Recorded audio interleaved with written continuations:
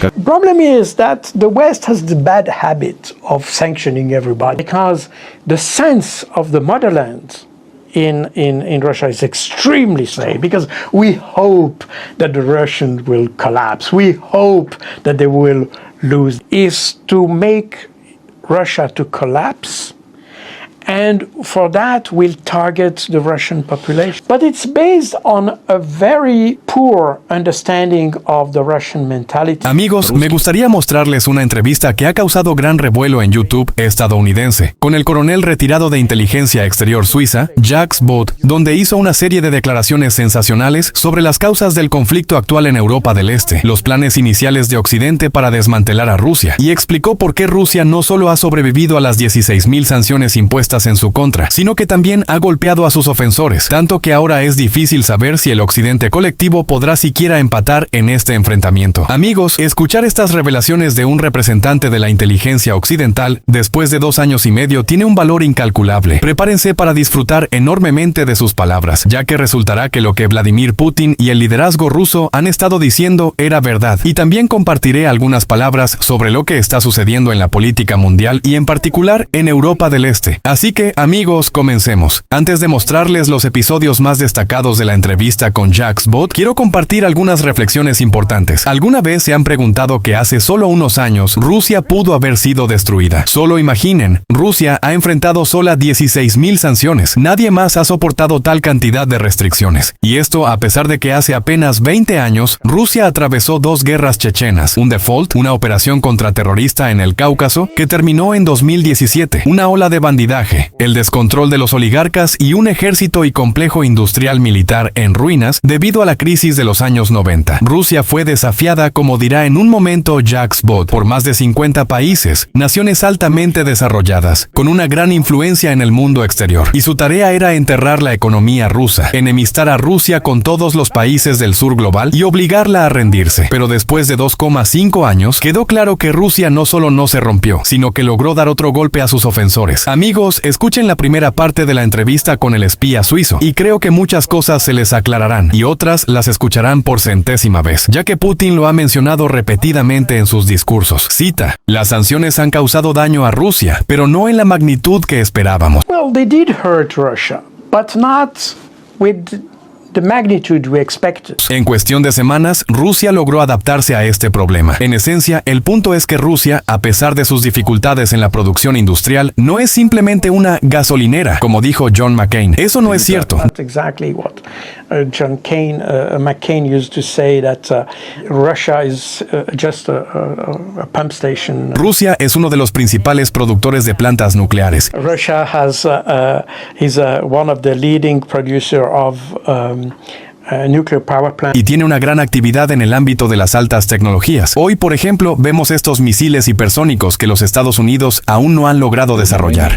Hypersonic missiles that the US have not been able to produce so far. Rusia ha tenido estas tecnologías durante unos 10 años, y esto también era cierto durante la Guerra Fría. Seguimos subestimando las capacidades tecnológicas de Rusia. We keep underestimating the capabilities of the Russians in terms of technology. En segundo lugar, Rusia suministra recursos a bajo costo a Occidente, como el gas o el petróleo. Si impone sanciones sobre estos recursos, esto reduce la oferta y eleva su precio. Es un proceso mecánico, basado en las leyes de la oferta y la demanda. Si reduces la oferta, el precio sube. Esto es exactamente lo que estamos enfrentando hoy. Los intentos de sacar a Rusia del mercado petrolero y del mercado del gas han provocado una tendencia al alza en la inflación en nuestros países. Es interesante que los europeos hayan ido más lejos que los estadounidenses. By the way, it's interesting to see that the Europeans went further than the Americans. Porque en 2021, cuando surgieron ideas sobre sanciones contra Rusia y todo esto, la secretaria del Tesoro de Estados Unidos, Janet Yellen, intentó disuadir a los europeos de imponer sanciones sobre los recursos energéticos. Janet Yellen,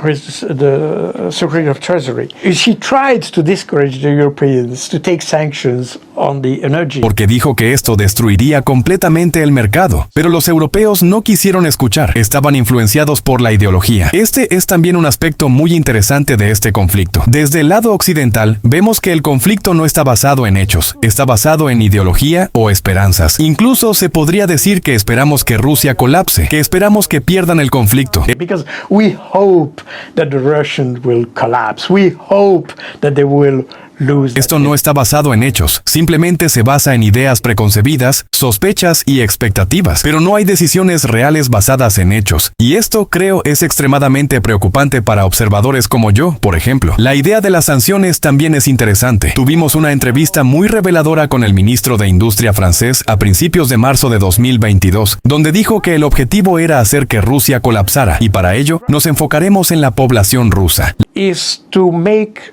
Russia to collapse, and for that we'll target the Russian population. La idea era privar a los rusos de todo lo que les gusta, como McDonald's o Starbucks. We remove everything that they like to have, like McDonald's or Starbucks or whatever.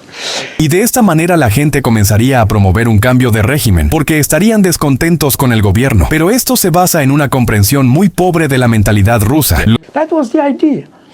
But it's based on a very poor understanding of the Russian mentality. Los rusos son extremadamente patriotas. Esto era cierto incluso durante la Guerra Fría. La mayoría de los rusos odiaban el régimen comunista, pero amaban a Rusia. Most of the Russians hated the communist regime.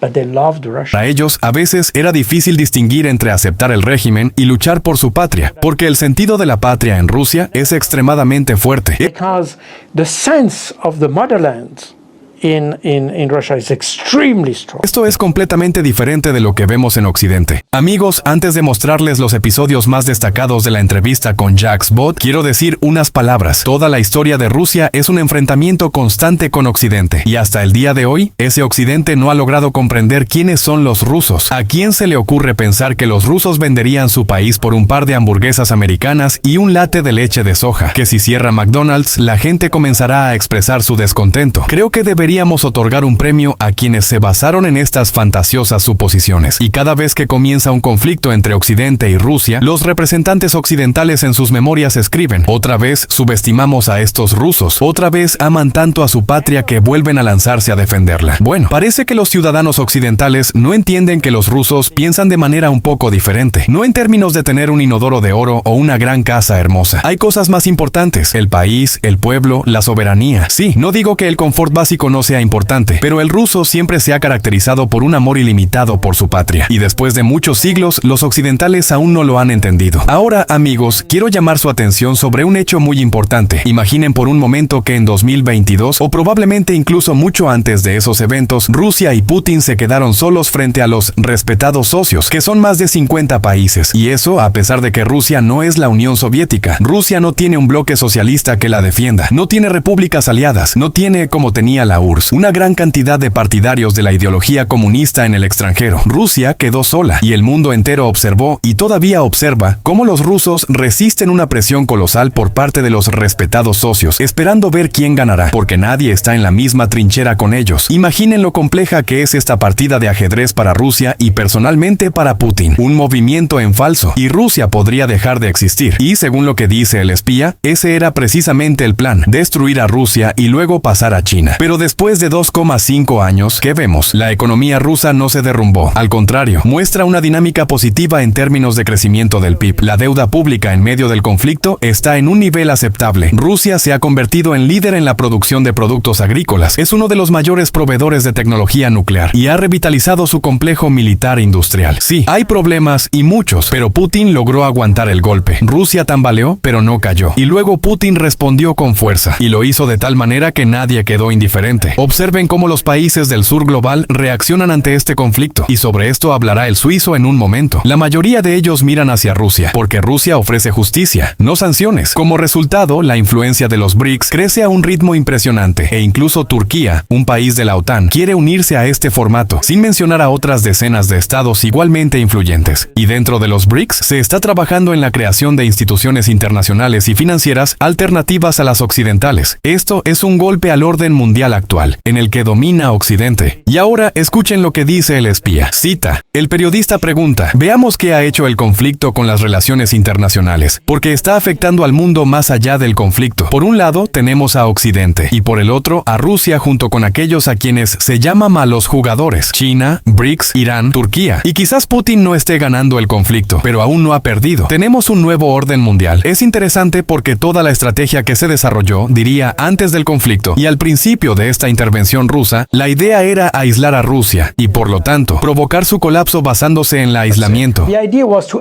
isolate Russia.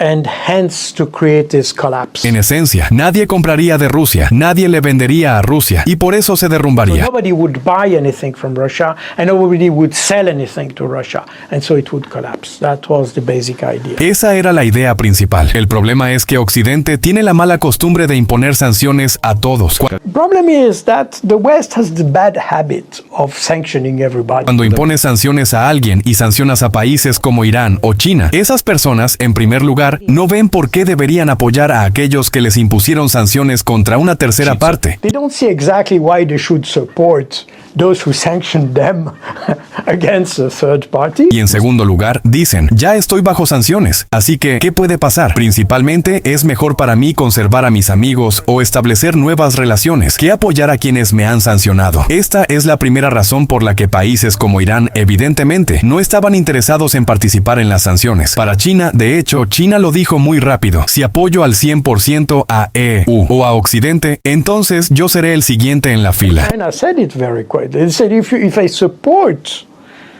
100% US or the West, we are next on the line. ¿Por qué deberíamos hacer eso? No tiene sentido. Y durante todo el año pudimos ver que la OTAN ahora está contra China. No entiendes por qué la Alianza Atlántica de repente tiene algo que ver con el Mar del Sur de China. No tiene absolutamente ningún sentido. Así que China lo sabe. ¿Dónde está el incentivo para seguir a Occidente? Esa es la primera. La segunda, apoyar a un país conocido tiene su precio. Lo vemos en Alemania, quiero decir, la energía se volverá más cara, afectará a toda la industria, etc. Occidente tal vez pueda permitirse ese precio. Pero ¿puede un país pobre de África permitírselo? Probablemente no. Ellos dicen, ¿por qué deberíamos participar en un conflicto que está lejos de nosotros y no tiene nada que ver con nosotros, que va en contra de nuestros intereses y por el que pagaremos el precio? Nos amenazan con sanciones si no lo hacemos. Ni siquiera es moral. Y tengo obligaciones con mi propio pueblo. ¿Dónde está mi interés nacional? Por eso el resto del mundo empieza a cuestionar esto. Ellos dicen, europeos, pueden hacer lo que quieran. Si están dispuestos a pagar el precio, es asunto suyo. They say, well, the Europeans, you can do whatever you want. If you're ready to pay the price, that's your thing. Pero nosotros no podemos permitirnos eso. Todo este proceso se ha llevado a cabo bajo la constante amenaza de sanciones. Siempre hemos tenido esta espada de Damocles sobre nuestras cabezas. Si no haces esto, te enfrentarás a sanciones. ¿Qué tipo de orden mundial es ese? El resto del mundo está cuestionando esto. También han entendido que debido a las sanciones masivas aplicadas a Rusia en relación con la riqueza de individuos, así como la riqueza del Estado ruso que se dice que ha sido congelada, los países pequeños dicen, ¿qué pasará si no cumplo con los requisitos de Occidente? Harán lo mismo conmigo. Si hacen esto a una potencia nuclear, ¿qué harán con un país pequeño como yo? Mejor no tener nada que ver con estas personas y tratar de reorientar mis lazos políticos y económicos hacia aquellos para quienes las sanciones no son una política. Amigos, es sorprendente que después de 2,5 años, este coronel haya decidido contar la verdad sobre lo que realmente querían los respetables socios de Rusia. ¿Qué planes tenían? La persona no oculta en absoluto que él mismo participó en esto. Y parece lamentar que todo no haya salido como se planeó. Al menos dijo lo que dijo. Y por cierto, es interesante que lo haya dicho justo ahora. ¿Para qué y por qué? ¿Se dio cuenta de que todo, el plan, ha fracasado por completo? ¿O decidió dedicarse a la creatividad en su jubilación? Dudoso. Sin embargo, el presidente de Rusia, sea lo que sea que digan, una vez más resultó estar en lo correcto. El espía casi parece haber volcado todo el discurso del presidente ruso y simplemente lo ha contado a su manera, añadiendo detalles curiosos de su parte. Mientras tanto, se le puede dar crédito a Rusia y a Putin. Jugar una partida tan compleja en solitario, cuando todos a su alrededor miran y esperan ver a qué bando se inclinan, tratando de detectar el olor de una inminente derrota. Pero Rusia no cedió. Y esto, una vez más, habla de los aliados de Rusia, que en realidad no tiene. Así como se decía en la URSS, los compañeros de viaje son solo adaptadores que solo necesitan a Rusia para sacar provecho de ella.